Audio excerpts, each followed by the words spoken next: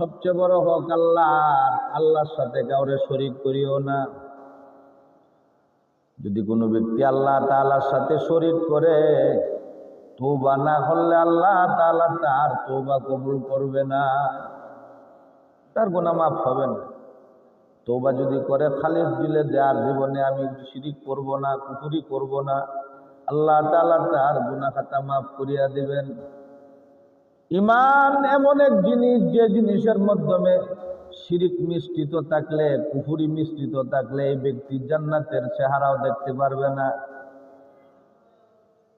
সুতরাং এই কাজগুলা করার আগে বারবার চিন্তা করার দরকার।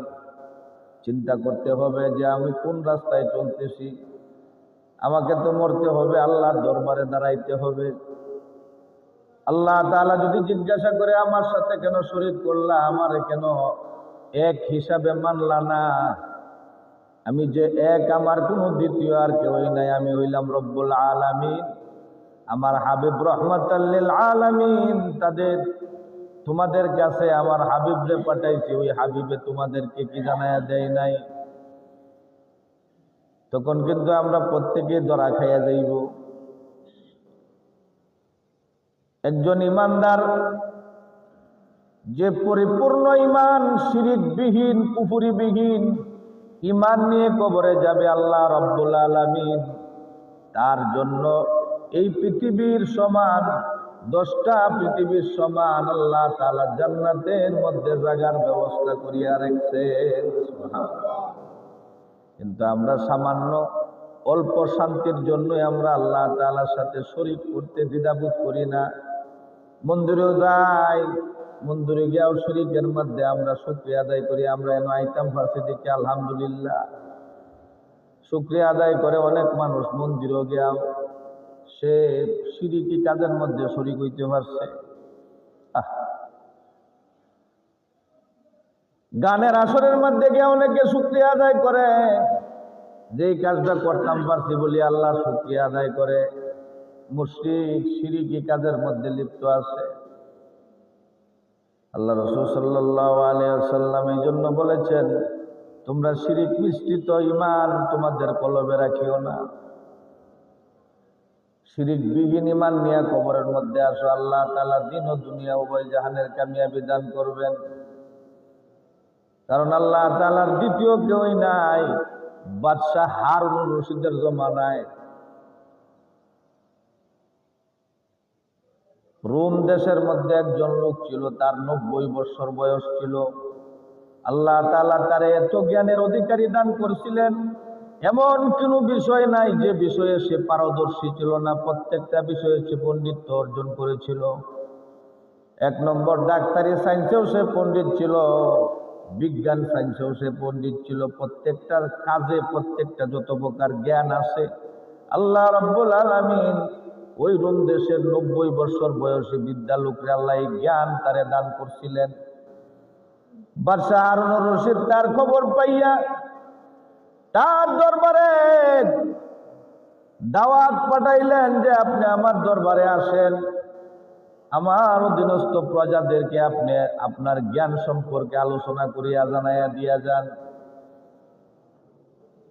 বাদশাহ হারুন রশিদ তার দরবারের, তার রাজত্ব চলাকালীন তার রাজত্বের মধ্যে থেকে বাছাই করিয়া 1000 আলিম আনিয়া দাঁড় করাইছে। ওই জায়গার মধ্যে রাজ দরবারে 1000 আলিম আনছে বাছাই করিয়া, এবং তার পাশাপাশি বড় বড় জ্ঞানী গুণী যত লোক তার রাষ্ট্রের মধ্যে ছিল প্রত্যেককে দাওয়াত দিয়ে আনাইছে।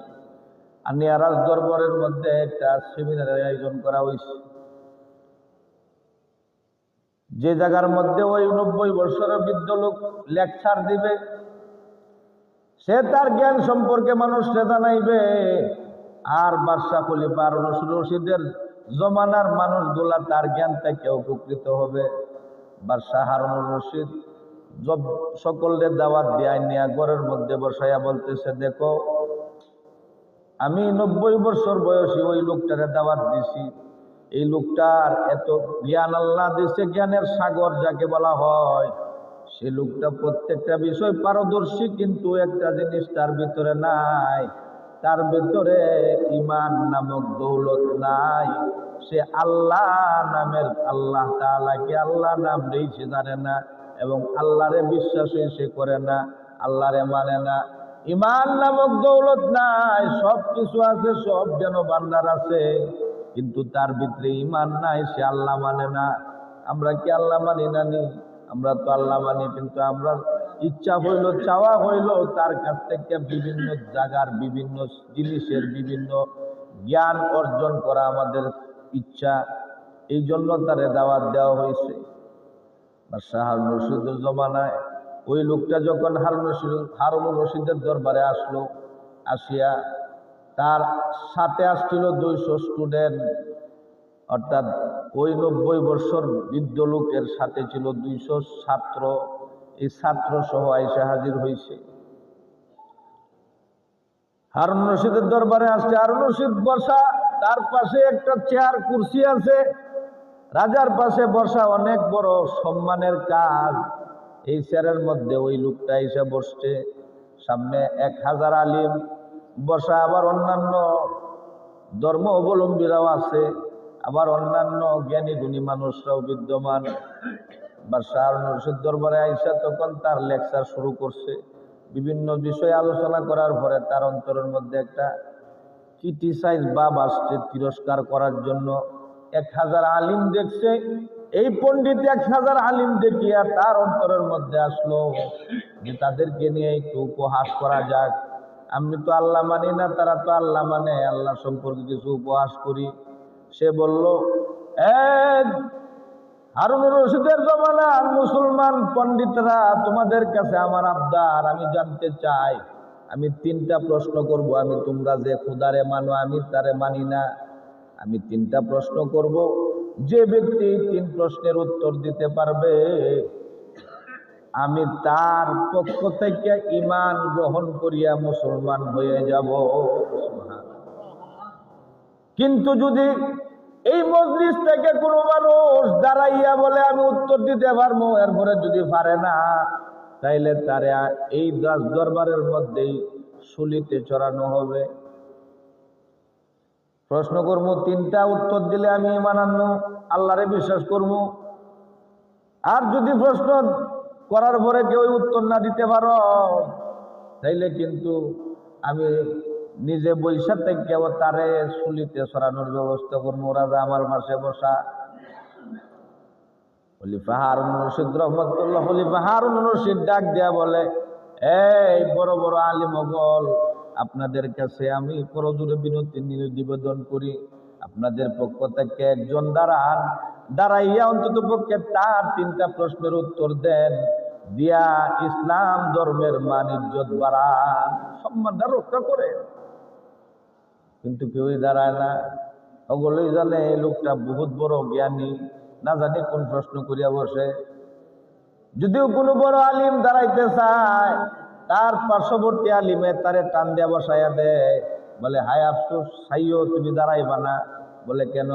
তোমার বিবি যদি প্রশ্ন, এই লোকটা বড় জ্ঞানী, 90 বছর বয়স, তার অনেক জ্ঞানের অধিকারী, তোমার প্রশ্ন কঠিন কঠিন প্রশ্ন করবে, যদি উত্তর না দিতে পারো তাইলে কিন্তু তোমার গলার মধ্যে শুলি চলব, তুমি মৃত্যুবরণ করবা, তোমার কতল করা হবে, হত্যা করা হবে।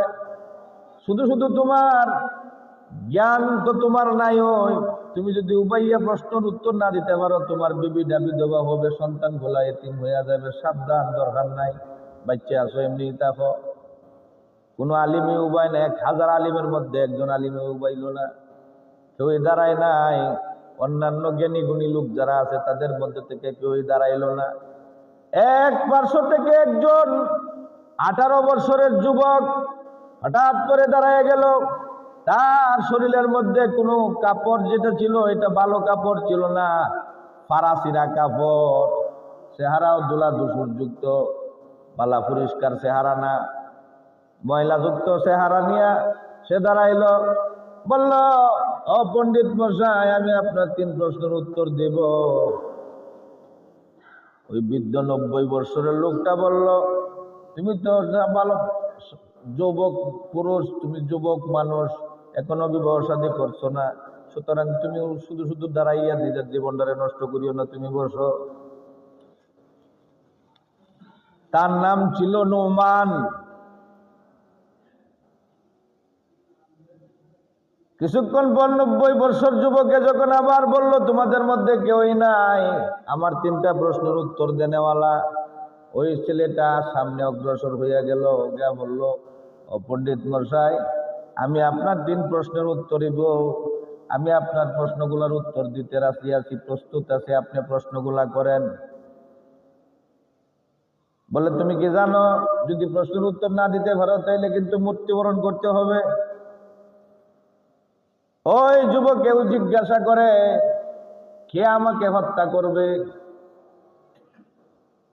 তখন ওই 90 বছরের পণ্ডিতে বলে, আমি হত্যা করব, আর না হয় বাদশা আছে, বাদশারে অর্ডার দেওয়া হবে, আর না হয় জল্লাদে তোমারে কতল করবে। তখন লোকটাই বলে, ওই 18 বছরের যুবকে ডাক দিয়া বলে, মরা এবং জেতার, মারা এবং জীবিত রাখার মালিক একমাত্র আল্লাহ। আল্লাহ যদি না মারে, তোমরার বাপ দাদারও ক্ষমতা নাই আমারে হত্যা করার জন্য। আল্লাহ যদি না মারে, তুমি কি মারতাই? তোমার বাপ যদি 14 গোষ্ঠী পারতো না আমারে হত্যা করো? তুমি প্রশ্ন করো। লোকটা তো আল্লাহ বিশ্বাস করে না। আল্লাহর নাম যখন শুনছেন তার শরীরের মধ্যে চেতাই গেছে। বলে, প্রশ্ন করো। ঠিক আছে, তুমি প্রশ্ন উত্তর দেওয়ার জন্য প্রস্তুত হও। বলে, আমি প্রস্তুতই আছি। হুয়ায় হাত বান্ধা কারাই গেছে। প্রশ্ন করো। 90 বছর পণ্ডিত তার 200 ছাত্রের সামনে এই 18 বছর যুবকের কাছে প্রশ্ন ছুড়ে মারল। 1 নম্বর প্রশ্ন, ও যুবক, তুমি উত্তর দাও। তোমরা সকলে মিললে আল্লাহ মানো, তোমরা সকলে মিললে আল্লাহ যারে মানো তার বড় কে? 1 নম্বর প্রশ্ন, তার বড় কে? তার উপরে কে আছে? আল্লাহর উপরে আর কে আছে? তখন বলে, আমি প্রশ্নের উত্তর একটা উত্তর দিব না, তুমি 3 প্রশ্নের উত্তর সাথে সাথে বলো, আমি তোমার 3 প্রশ্নের উত্তর একসাথে দিয়া দিব। বলে, আমার 1 নম্বর প্রশ্ন হলো আল্লাহর উপরে কে আছে। 2 নম্বর প্রশ্ন, আল্লাহ কোন দিকে দেখে। 3 নম্বর প্রশ্ন, আল্লাহ এখন কি করতেছে। এই 3 প্রশ্নের উত্তর তো দুনিয়ার কোনো মানুষের বিচক্ষণ জ্ঞানী লোক ছাড়া কেউ বলতে পারবে না।